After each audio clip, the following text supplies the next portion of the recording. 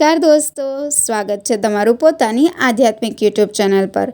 આજની આ ખાસ વિડીયોમાં આપણે જાણીશું ગિરિ ગોવર્ધન પૂજાનું મહત્ત્વ, તેની કથા અને આ પરંપરાના અંતર્ગત શું શીખવા મળે છે। ભગવાન શ્રી કૃષ્ણ અને બલરામનો સમય જ્યારે ગોકુલમાં વીતતો ત્યારે બ્રાહ્મણો અને ગોવાળિયાઓની વચ્ચે એક ખાસ પ્રસંગ બન્યો। ગોકુલના લોકો ઇન્દ્રદેવની પૂજા કરતા હતા કે જેથી વરસાદ પડે અને જમીન સારો પાક આપે। ઇન્દ્રદેવને શાંત કરવા માટે વર્ષા યજ્ઞો થાય અને વર્ષા માટે ઇન્દ્ર પર નિર્ભર રહેવું પડે। પરંતુ ભગવાન કૃષ્ણે લોકોને સમજાવ્યું કે કુદરત અને પૃથ્વીમાં રહેલ ગિરિ ગોવર્ધન પર્વતના આભૂષણ અને પ્રાકૃતિક સંશોધનોનું પૂજન કરવું વધારે શ્રેષ્ઠ છે। કૃષ્ણજી કહે છે કે ઇન્દ્રદેવે નમવાનું નહીં, પરંતુ પૃથ્વીમાં રહેલ પર્યાવરણ, કુદરતી સંપત્તિઓ અને પર્વતોનું પૂજન કરવું જ સત્ય ધર્મ છે।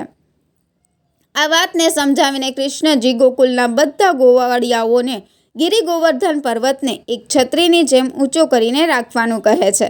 આથી ગોકુલના લોકો અને ગાય ગોવાળિયાઓ ગિરિ ગોવર્ધનને પૂજા કરી અને ઇન્દ્રદેવને ભૂલાવીને નૈસર્ગિક શક્તિઓની કદર કરી।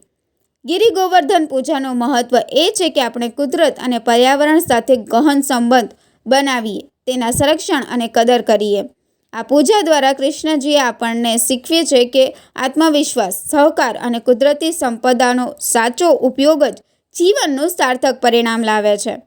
ચાલો હવે આ પર્વ સાથે જોડાયેલી કેટલીક મુખ્ય શ્લોકો અને વિગતોનું વિશ્લેષણ કરીએ અને જાણીએ કેવી રીતે આ શીખ આપણને આપણા જીવનમાં મદદરૂપ થઈ શકે છે।